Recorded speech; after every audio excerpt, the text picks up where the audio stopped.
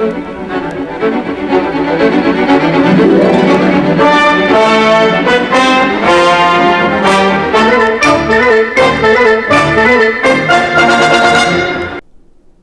want to examine the appeal of the raw and the unorthodox. Rob Liefeld, The Velvet Underground, and Other Misfits. So, I'll be talking a little bit about, this is more of an appreciation and an examination of about the similarities between Rob Liefeld and the Velvet Underground and other folks who would be considered misfits, and yet are extremely popular in their respective fields.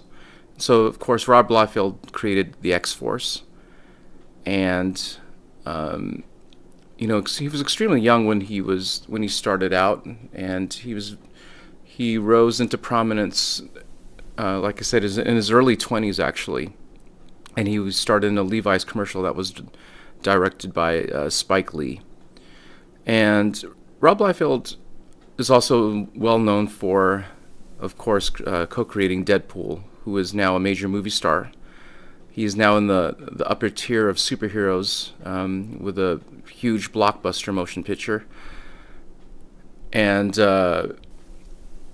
Rob gets a lot of knocks for this type of artwork, which this is Captain America, and a lot of people look at it as they knock it for being hideously drawn with the oversized chest and just very bombastic look of the character.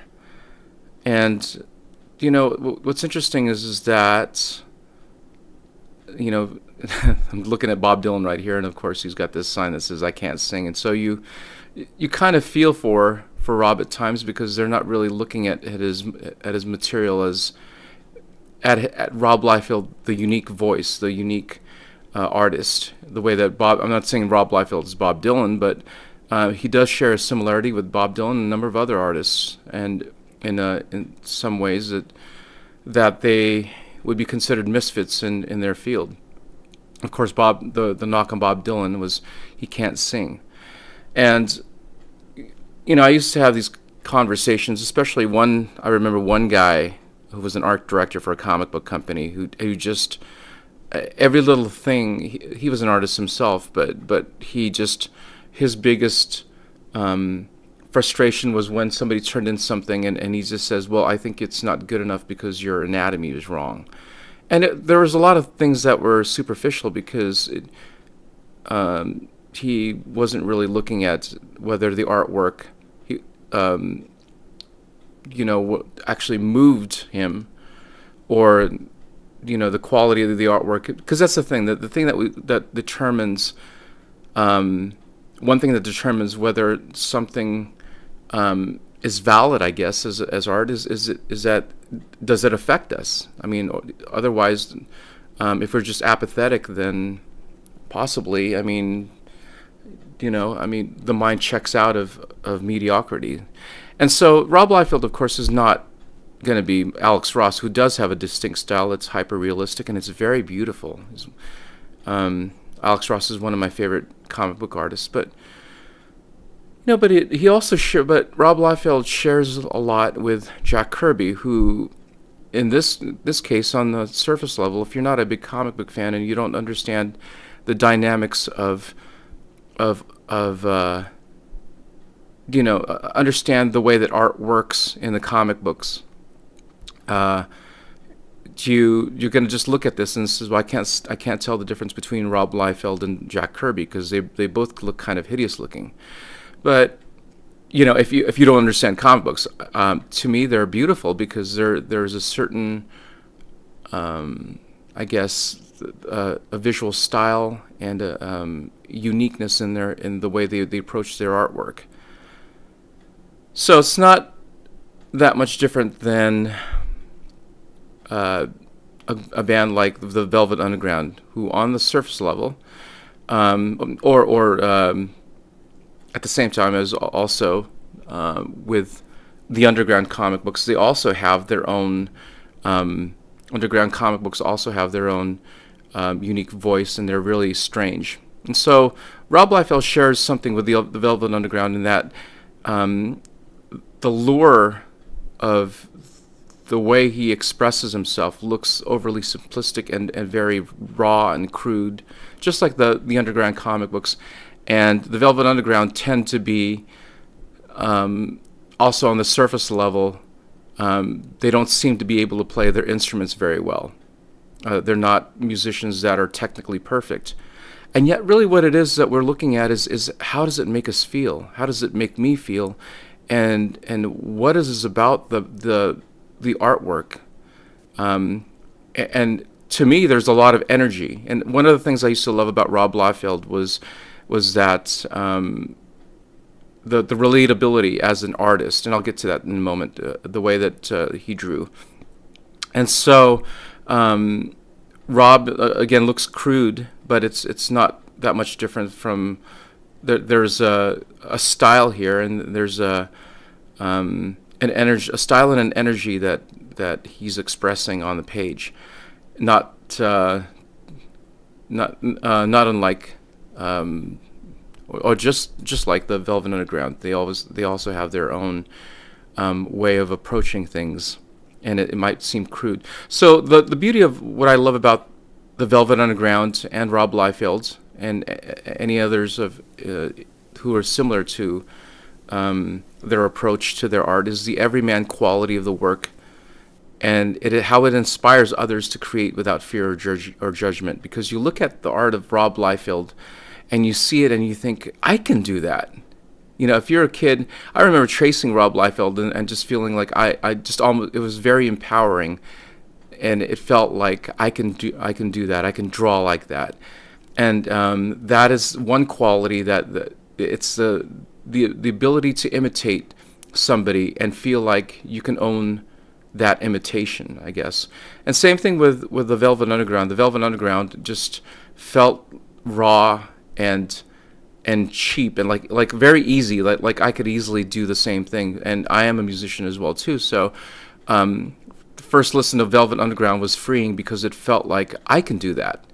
The way that I felt like with Rob Liefeld, I could copy Rob Liefeld, and I felt like I could do that. And same thing with the Velvet Underground. There was something raw about it that it felt like. And back in the day, I think they made these little paper copies. I guess they were called mimeographs at the time, and anyone could make these things and pass them out on the street. And there's this raw everyman feel, and especially with the Rob Liefeld artwork. That's something that you take a look at, and I think, well, I shouldn't say I think, so you know, if you want to become a comic book artist or a musician, or even a filmmaker, which I'll get into in a minute, in a moment, you want, one of the lures of being a unique voice, a visionary, is the way that you can make people feel like they can do it themselves also, because you connect with the general audience in that way. Much like John Cassavetes, one of the greatest filmmakers of all time, one of my favorite filmmakers. And Cassavetes wasn't technically perfect. Cassavetes was a DIY, do-it-yourself kind of guy who made his motion pictures on a shoestring budget, on a near micro budget in those days, at least for those days, and he used to get people to, especially UCLA students, to help him out in his motion pictures, in his movies, and you know, films like Shadows had this raw quality, and again, in a way, this is another example of how Rob Liefeld and Velvet Underground and John Cassavetes have this link to each other. There's a similarity in their style in that it's raw and it's unpolished, and there's energetic, and it's very enthusiastic. And you'll see that also, of course, with Cassavetes, The Killing of a Chinese Bookie, also one of my favorite films of all time. And then Gena Rowlands was this frequent collaborator, and so, of course, he was also married to Gena Rowlands, and Woman Under the on the Edge of a Nervous Breakdown was always just a fantastic motion picture. And so Rob Liefeld, and here's Rob Liefeld doing some Jack Kirby characters. He shares that enthusiasm in his work, and you'll see that there's a there's a dynamic quality to his style. Not also unlike heavy metal comic books. Heavy metal had that lore. I used to love reading heavy metal comic books when I was a teenager, or graphic novels, which I don't think I should have been. But there's something about the lore of heavy metal that, again, I use the words raw, energetic, and the enthusiasm that's shown in the page. So the other thing is that there's the appeal using. I'm going to segue from heavy metal into this because there's the appeal of the artist as a cultural curator, and the Rob Liefeld inside the Rob Liefeld comic books is Rob Liefeld trying to mimic other creators. He was standing on the shoulders of other giants that preceded him, and also his contemporaries, his peers at the time. And I liken that to also a young Elvis Presley, another raw, energetic, vibrant, another personality who wasn't polished, was very unsophisticated, and yet his movements were energetic, and he was also a cultural curator. Elvis was known to be very much had an encyclopedic knowledge of records and music, as well as motion pictures. And so inside of an Elvis Presley album, a Presley work was kind of the lexicon, I guess you would call it, of his era. And everything was embedded into his work, and anything that he loved was in his work. And you could hear his influences, like Sister Rosetta Tharpe, who was a gospel singer, who was really the godmother of rock and roll. I mean, her music this is Elvis before Elvis. And of course, Arthur Big Boy Crudup, and a number of other people. There was B.B. King, who was one of Elvis's contemporaries, or who also he came a little bit before Elvis. But Elvis tended to reflect that synthesis of black and white culture, and he became the touchstone, the I guess almost like the middle ground, the ground zero of all the civil rights movement. And of course, we go to Bob Dylan, who's the same way, and he stood on the shoulders of other giants, not just Elvis Presley. Dylan was a big Elvis Presley fan, but he also loved Woody Guthrie. So Dylan was also a cultural curator. He embodied that style of music, but also put things together that he loved and created a synthesis, much the way that Elvis did.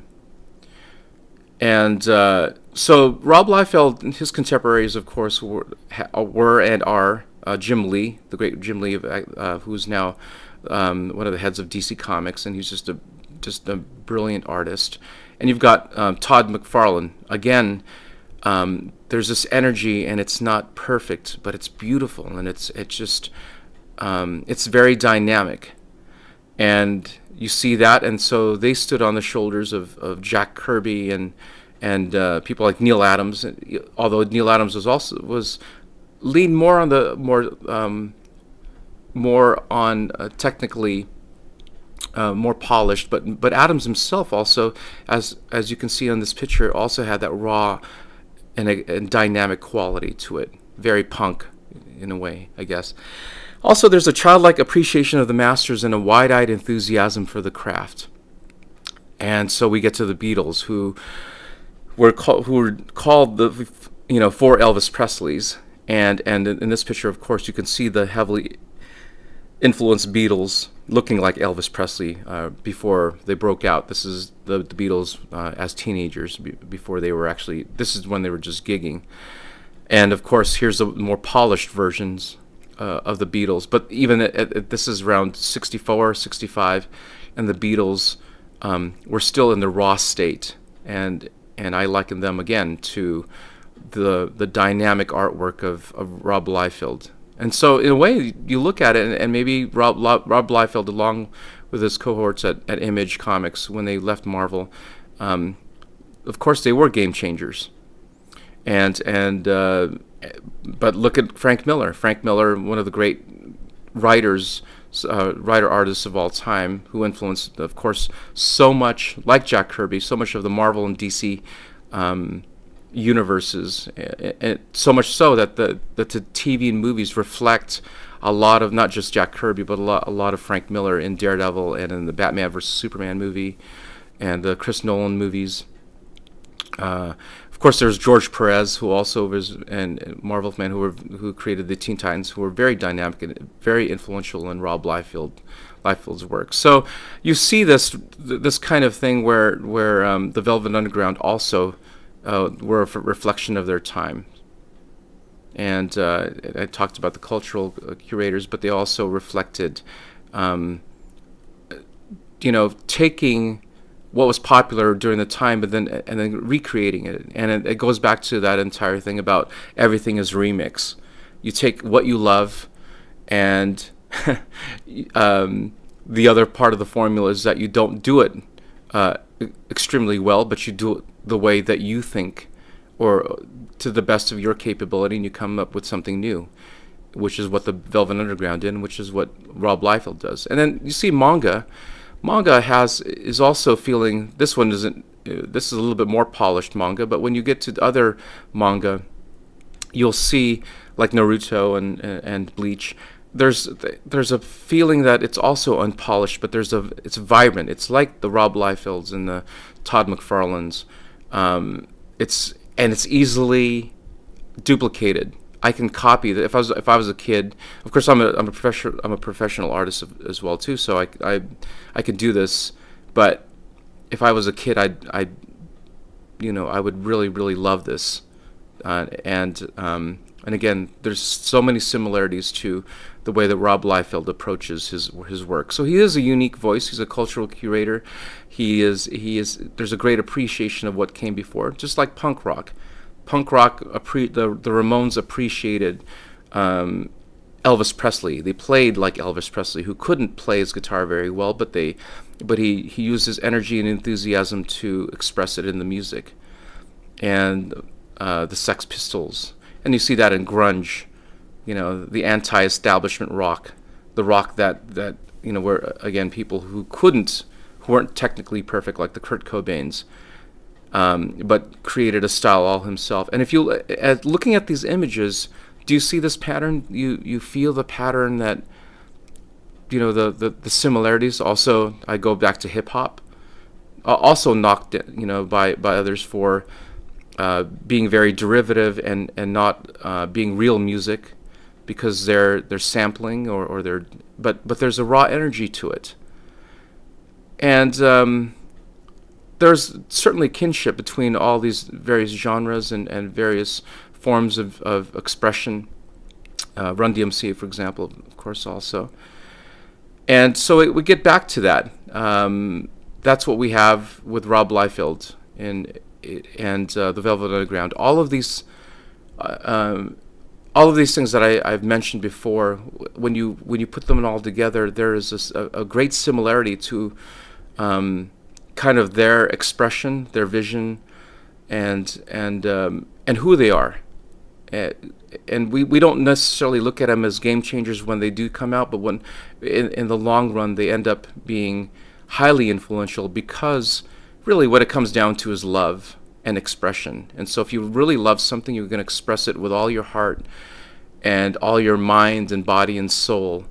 And that's really, when that occurs, the audience can feel it, and that is something that ultimately inspires. And so the Misfits make us all feel,